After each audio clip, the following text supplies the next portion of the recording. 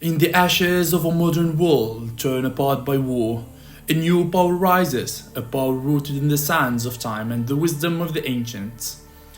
One nation dares to dream of an empire reborn, an Egypt ruled by pharaohs, commanding the world as it once did millennia ago. Join us as we embark on an epic solo journey in Conflict of Nations World War III. This is the rise of the new kingdom. This is Pharaoh's dominion. Commanders, generals, let's all embark on this journey. Let's all start this solo campaign, as you all requested, to play it with Egypt in this World War III 4-speed apocalypse map. Here we are in a new challenge, on a new journey, as we will try to win this game in solo and recreate the ancient Egypt.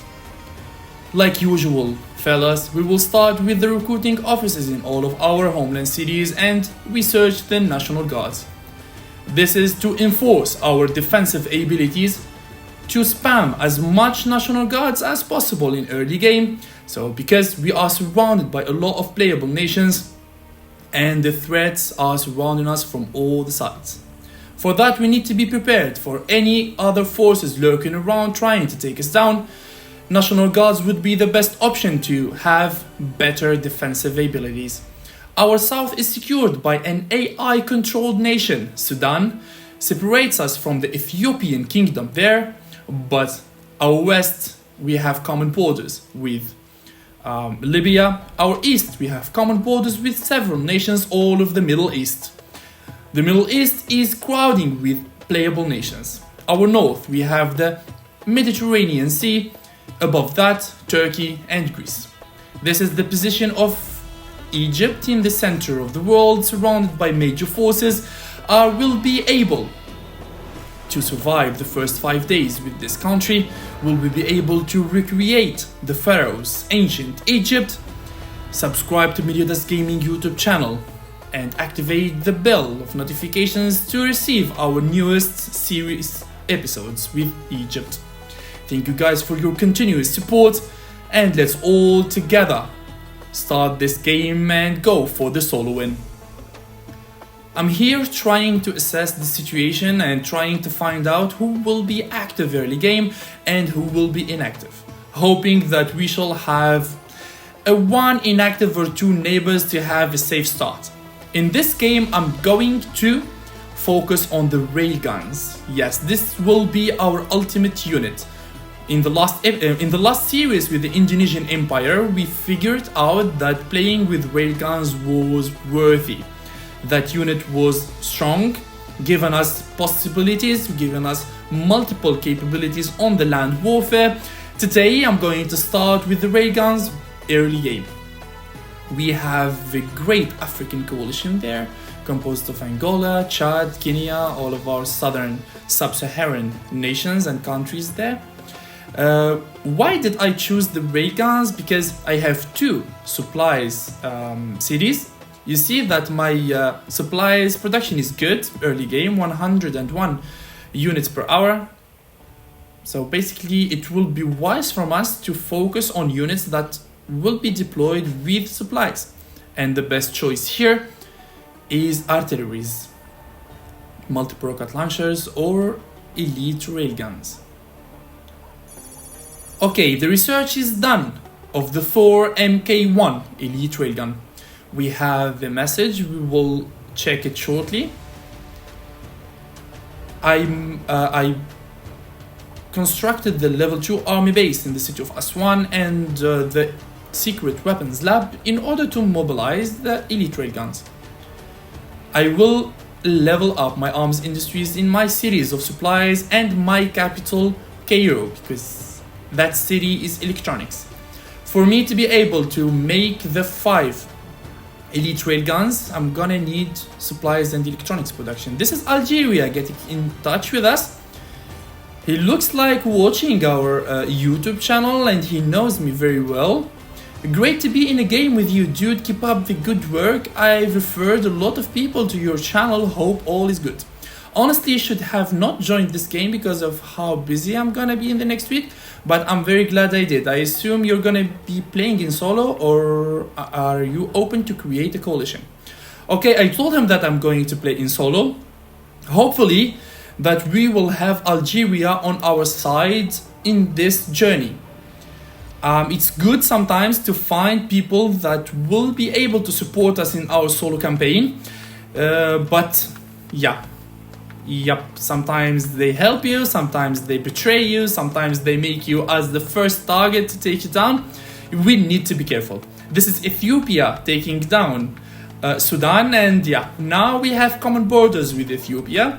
That AI nation that was securing our southern border is now vanished, and we are exposed to the Ethiopian attacks.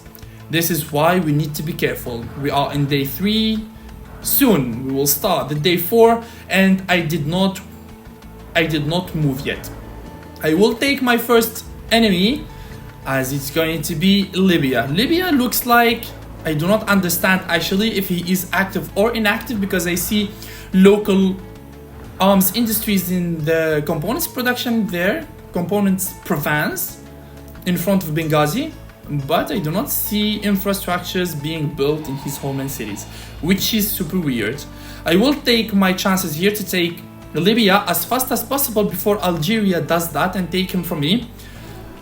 Conquering Libya early game will boost our resources production and will make us expand so fast through the Mediterranean Sea, which is very important early game. Yes, we need to be careful, which is a fact, but at the same time we should not stay static, because other nations, they are expanding so fast and they are getting as much provinces as possible, which is going to create a gap of economics between us. This is why I need to be balanced between being careful, moving slowly, and taking lands as well.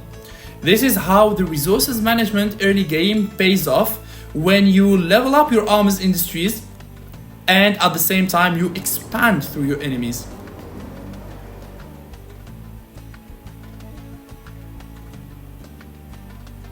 The secret weapons lab is going to be finished shortly, and the elite railguns will start being mobilized very soon, which is good.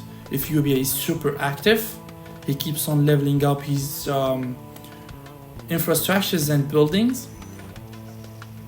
Think here I do not have rare materials to research navy. I need navy for sure, as Egypt is exposed on the Red Sea as well as the Mediterranean Sea. We can have attacks from the north, from Turkey or Greece, as well as we can have attacks from the Red Sea, from Ethiopia, Kenya, or even Mozambique. Even though we are far from each other, but yeah. Sometimes when they see a player playing solo early game and he's well experienced and have a high rank, that will attract a lot of players to eliminate this threat early game. I would do that, honestly. If I see someone is solo and not in a coalition and have a high rank, that will make him on my top list. Let's send these national guards all across Libya, hoping that overnight all of it will be conquered. I'm waiting for Aswan now. I'm waiting for Aswan to start mobilizing my elite railguns. Okay, in Nalud he has infantries, attacking them with my stout artillery. After that we'll move to the capital Tripoli. Meanwhile, sending a national guard to take as much provinces as possible. This war needs to be finished ASAP in order to prepare for the major forces. You can see from the resource production up above that our hourly resource production is being boosted. In the beginning of the video we had 101 supplies production, now we have 112 units per hour. Thank you guys for watching the first episode of the Egyptian Empire series. Let's meet in episode 2. Thank you boys, and bye bye.